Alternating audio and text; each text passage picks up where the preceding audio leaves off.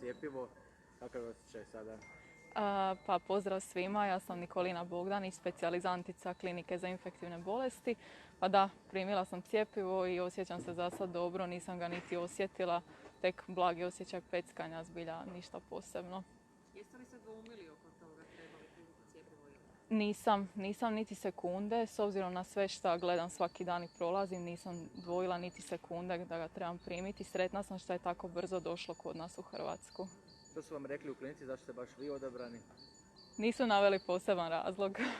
Što biste poručili možda vašim kolegama, zdravstvenim djelatnicima koji se nečkaju oko toga trebali se cijepiti ili ne? Poručila bi da razmišljaju o drugim ljudima oko sebe koji su ugroženi i da je zapravo korak koji svaki građanin napravi u smislu donošenja odluke o cijepljenju veliki korak u suzbijanju ove ružne pandemije.